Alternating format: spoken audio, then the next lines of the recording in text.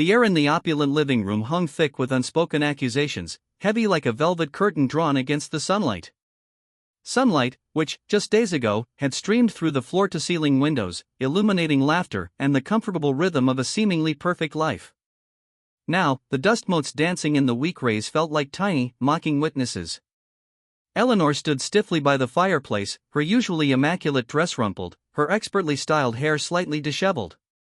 Her face, a canvas of flawless makeup carefully applied that morning, was now etched with a stark terror that even the most expensive cosmetics couldn't conceal. Opposite her, slumped in his favorite armchair, sat her husband, Arthur. Arthur, a man who had always exuded an air of quiet confidence, of unwavering control. A man who, in Eleanor's mind, was as dependable and predictable as the sunrise. But now, his face was a mask of bewildered pain. The color had drained from his skin, leaving him looking years older. His eyes, usually sparkling with intelligence and humor, were clouded with a profound sadness, a deep and unsettling disappointment.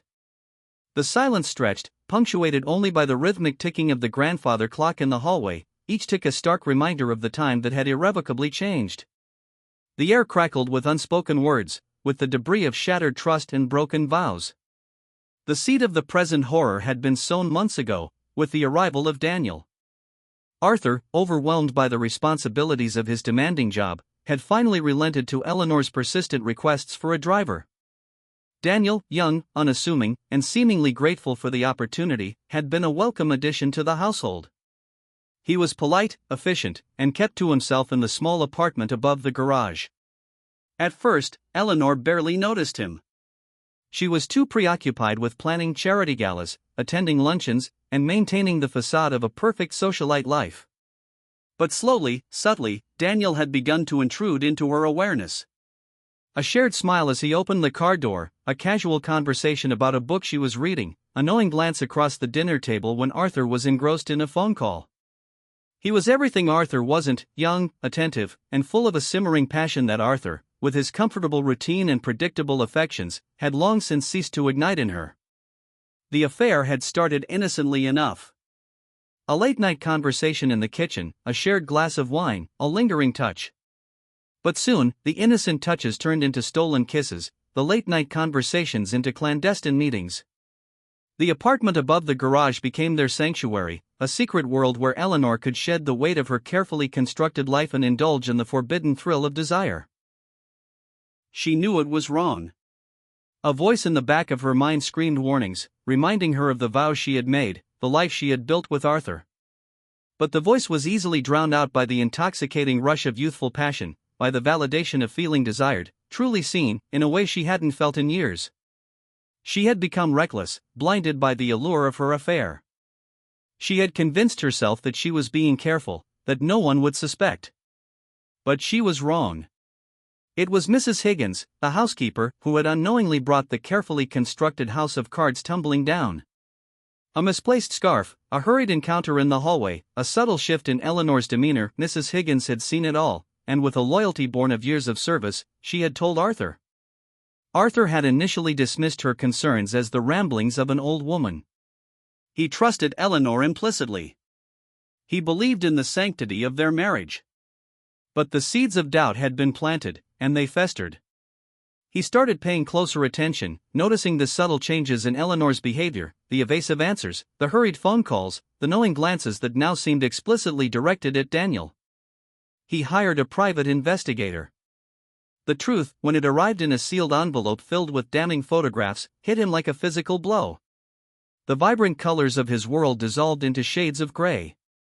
The woman he loved, the woman he had built his life with, had betrayed him in the most profound and devastating way. He had confronted Eleanor that morning, the photographs spread out on the mahogany dining table like a morbid tableau. She hadn't denied it.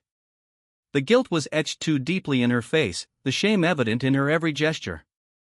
"Why, Eleanor?" Arthur finally asked, his voice barely a whisper.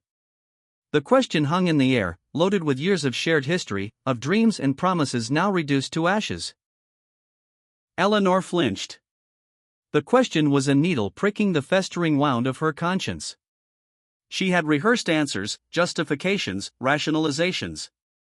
But now, faced with the raw pain in Arthur's eyes, the words caught in her throat. I don't know, she stammered, the carefully crafted facade crumbling completely. I felt invisible. You were always so busy, so preoccupied. I needed to feel alive again. The excuse sounded hollow, even to her own ears. It was a pathetic attempt to justify the unjustifiable, to rationalize the irrational. Arthur stared at her, his face a mask of disbelief. Invisible? Eleanor, I gave you everything. I provided you with a beautiful home, a comfortable life, every luxury you could possibly desire. How could you possibly feel invisible? It wasn't about the things, Arthur, she cried, her voice rising in desperation. It was about connection. About feeling seen, about feeling desired. Arthur shook his head, his eyes filled with a mixture of anger and pity. And you found that with him? With our driver? With a man who was living under our roof, eating our food? The question hung in the air, heavy with disgust. Eleanor cringed, the shame washing over her in a tidal wave. It just happened, she whispered, the words barely audible. I never meant for it to go this far. Never meant to? Arthur echoed, his voice rising in anger. You slept with him, Eleanor. You betrayed me. You destroyed everything we built together. And you tell me you never meant to?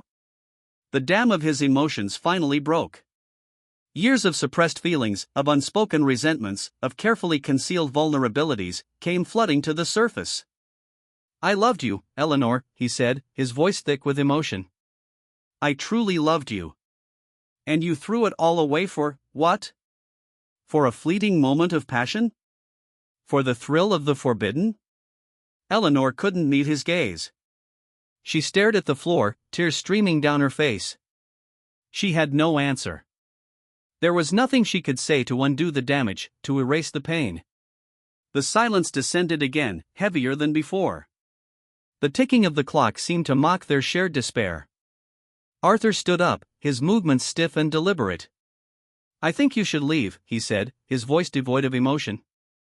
I need you to pack your things and leave. Eleanor looked up, her eyes wide with panic. Arthur, please. Don't do this. I'm sorry. I'll do anything. I'll change. Just give me another chance. Arthur shook his head. It's too late, Eleanor. The trust is gone. The respect is gone. There's nothing left to salvage. He turned and walked out of the room, leaving Eleanor standing alone in the ruins of her shattered life. The sunlight streaming through the windows now seemed harsh and unforgiving, illuminating the full extent of her folly. She had traded a lifetime of love and security for a fleeting moment of passion. And now, she had lost everything.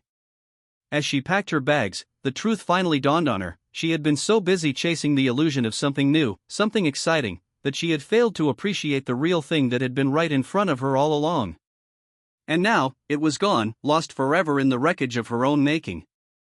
The apartment above the garage was now a symbol of her undoing, a constant reminder of the devastating choices she had made. The silence in the house was deafening, a stark prelude to the lonely years that stretched ahead.